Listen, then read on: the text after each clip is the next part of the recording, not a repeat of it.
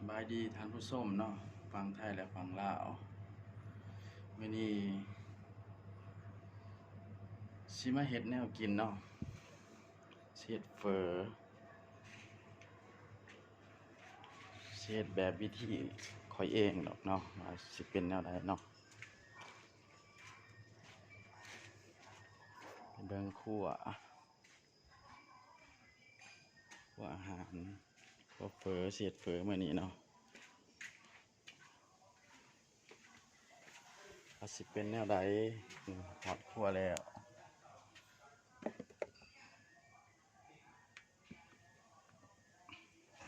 เห็นบ่เห็นอยู่เนาะ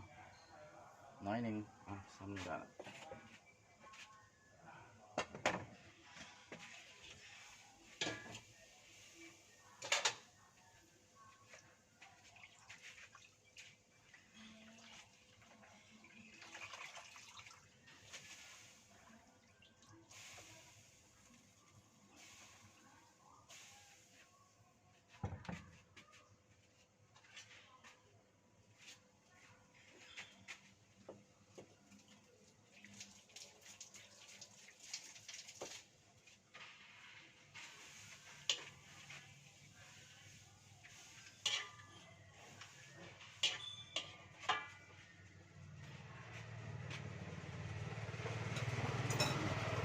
ผักเฮาเนาะ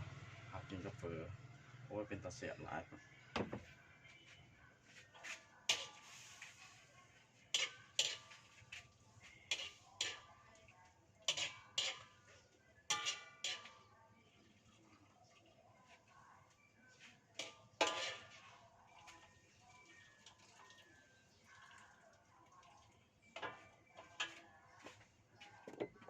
พุ่นน่ะ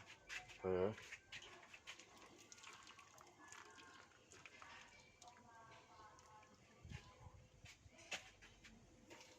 เอาออกก่อนลืมเอาออกโอ้ย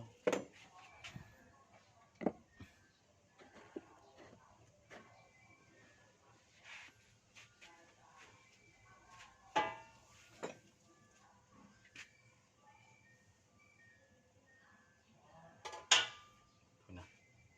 เฟอบ้านเมืองจำปาสักเมืองปากเส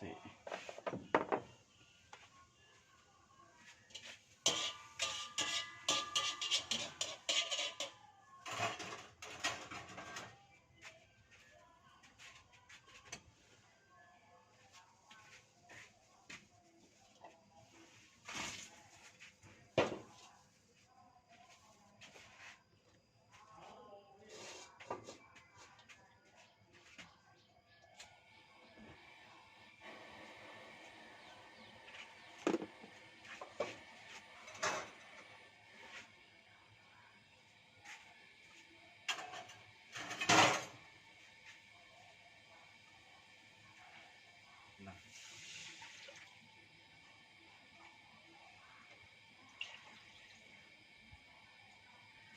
น้ำซุปก็ต้มเองเนาะพุ่นน่ะโอ้เป็นตาแซ่บพุ่นน่ะ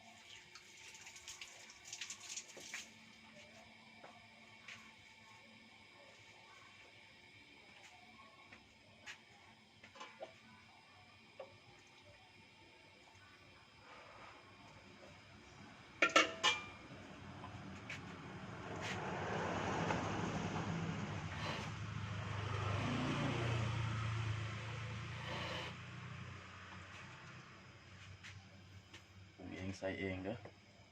มักรสชาติใดก็ใส่โลด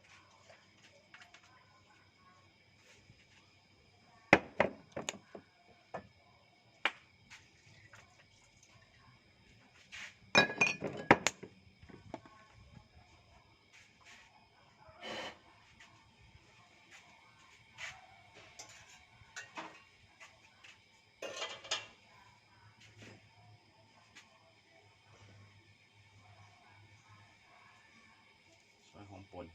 เอ้ยหอมปลอมเนาะบ้านเฮาหอมปลอม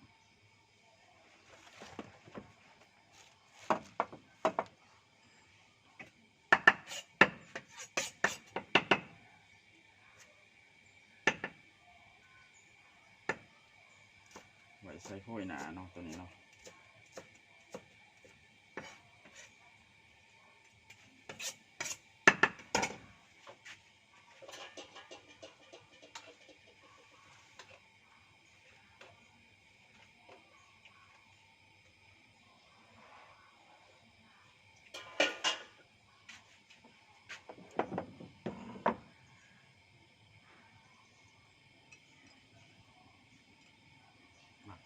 มักผักใส่ผักซีหลายเนาะ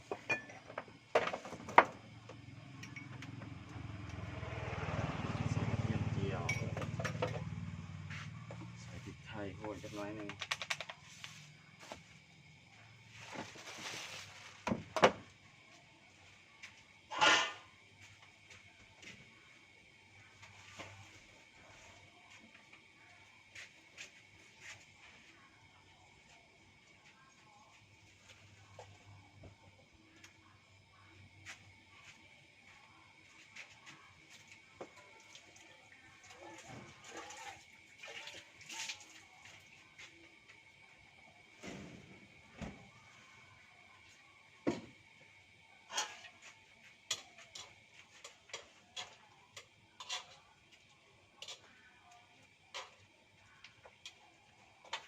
วันนี้เฮ็ดเพื่อกินเองเลยพี่น้องเลย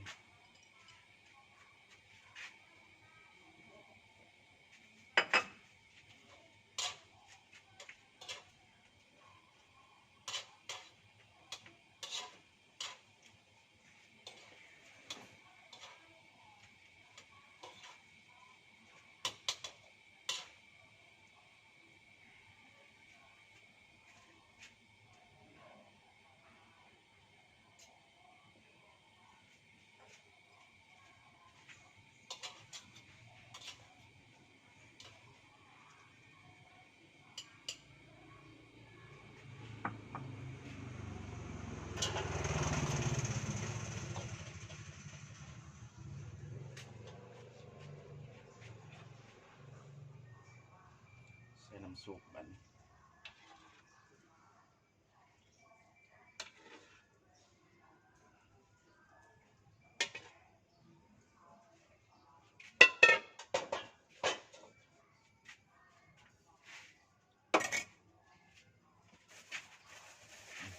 เหลือเมียนก่อน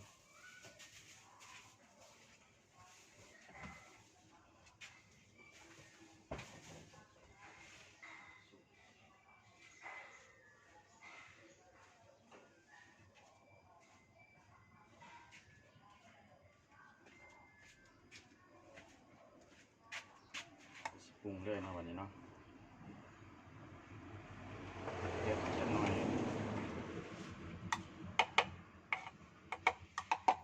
เผ็ด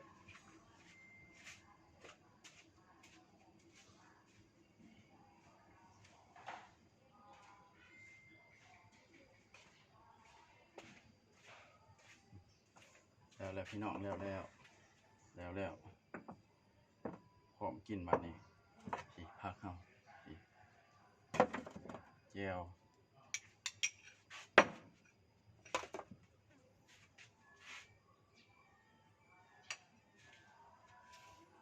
มากินน้ำกันเด้อพี่น้องเลย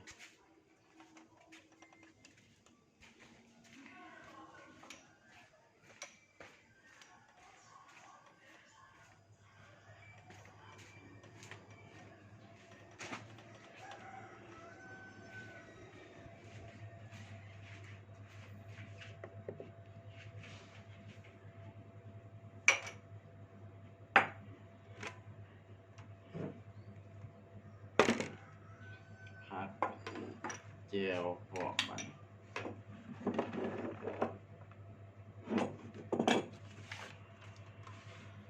กินได้บัด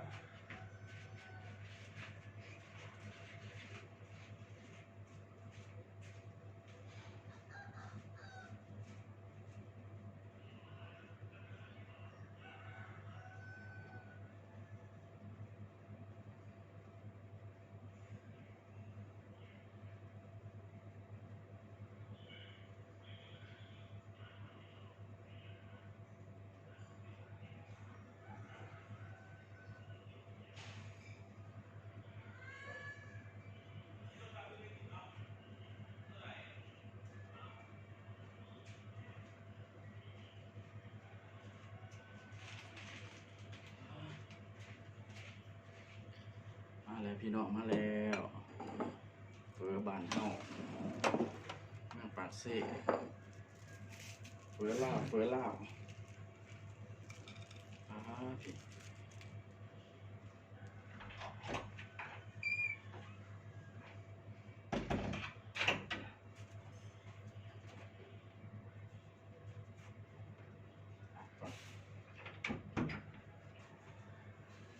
รอก่อนจักหน่อยหนึ่งมาพี่น้องกินเฟอบ้านเฮาเฟอลาวคุณนะเสียคุณนะ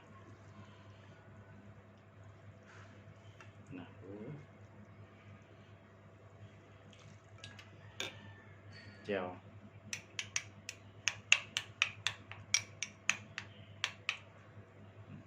กินกับเฟอ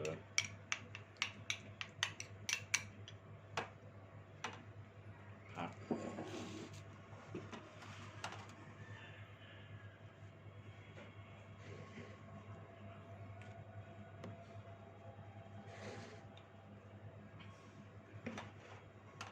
เห็นบ่กินกับเฟอ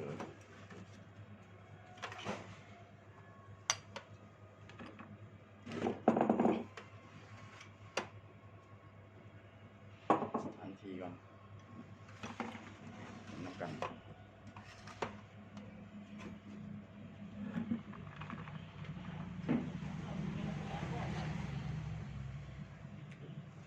ผักหลายดีผักพี่น้องนะ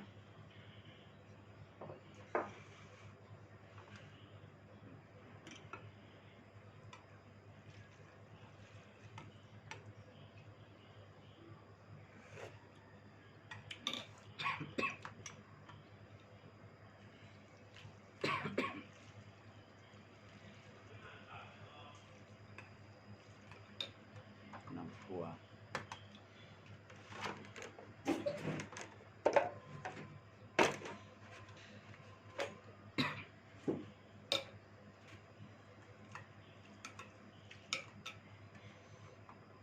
คนอื่นต้องถั่วคุยแจวกัน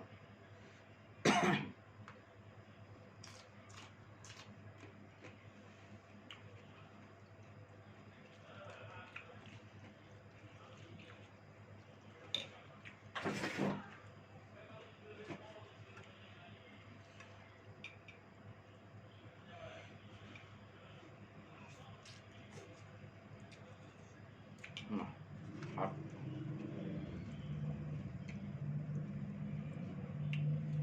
ใส่สีเนาะยังเห็นฉันบ่เห็นหมูผักสูงโพด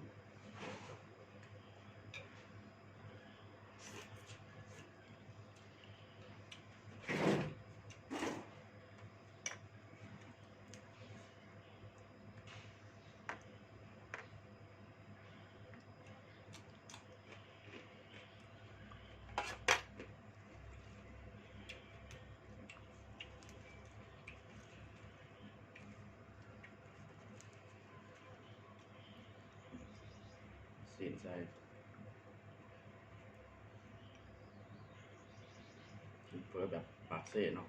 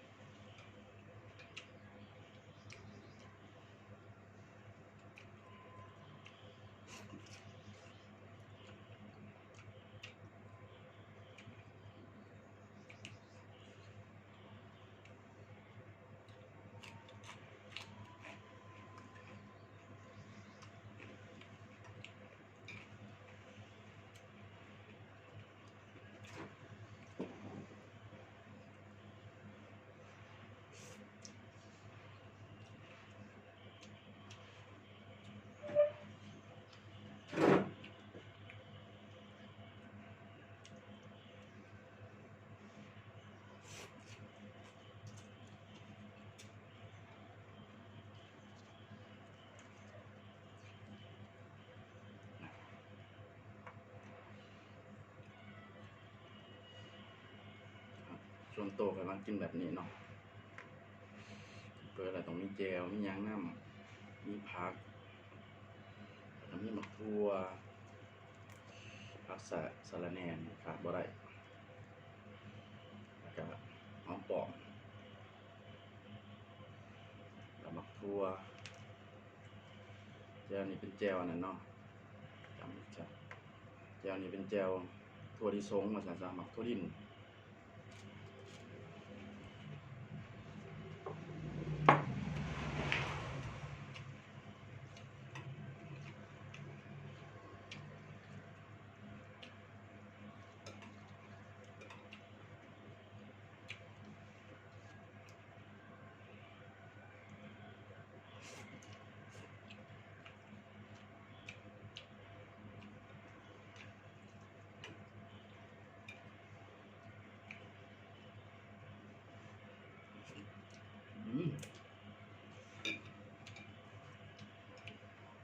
กินบอกพี่น้องเลย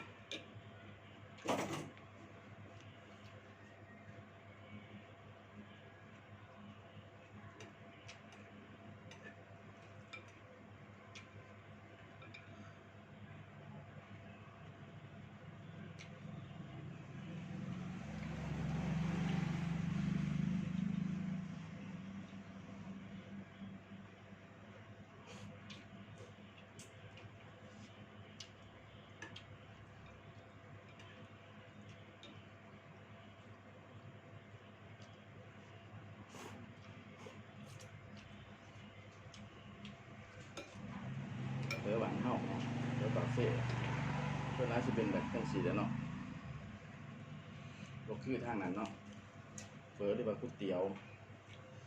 ท่านไทยเคยเอิ้นก๋วยเตี๋ยวเนาะเตี๋ยวไทยเองสีบ่มีผักหลายเนาะ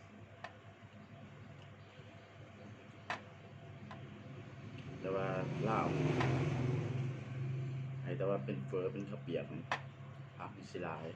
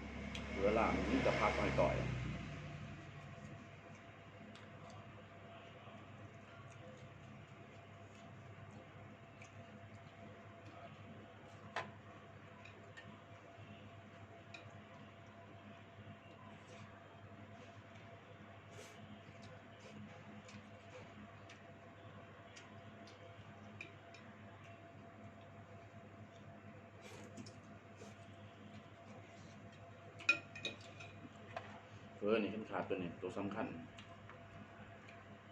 เบิร์ดเท่านั้น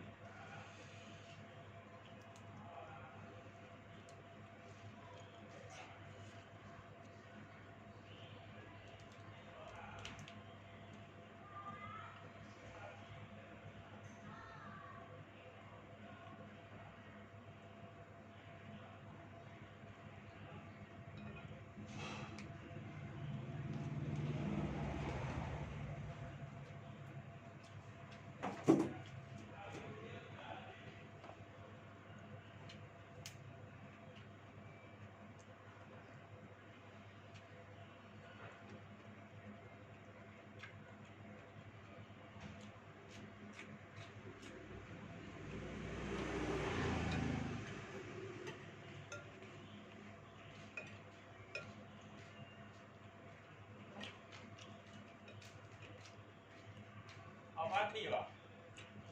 นี่อยู่อะไรกล่องหนึ่งจ้าอันนี้กล่อง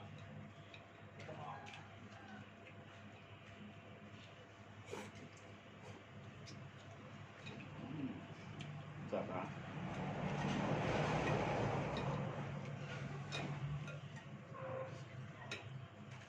เคยไปกินเคยอยู่ไทยเนาะส่วนร้านชิมี่ก๋วยเตี๋ยวเขาเอิ้นก๋วยเตี๋ยวเนาะเฟิร์นเตี๋ยวน้ำตกน้ำใสส่วนร้านก๋วยเตี๋ยวเนื้อเตี๋ยวหมูเนาะอินเตอร์โฟ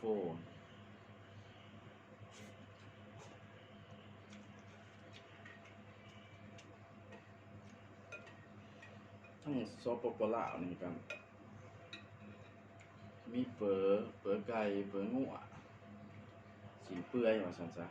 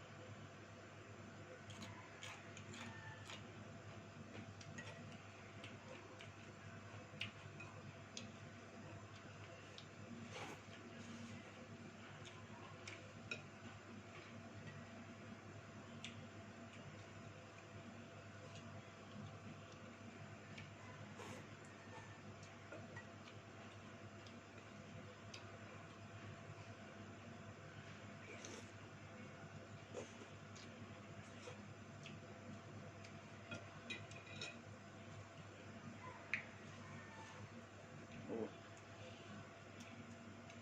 แซ่บหลายเกิดแต่งหอนก็หอน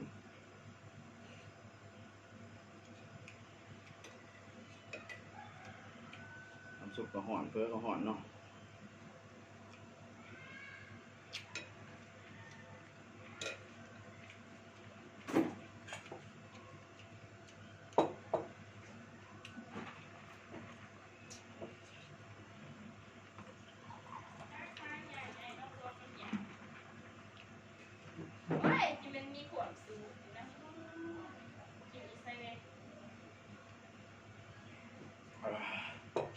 เด้อกินเฟิร์สเอาจบคลิปเท่านี้เด้อพี่น้องเอ้ยผู้ติดตามเนาะ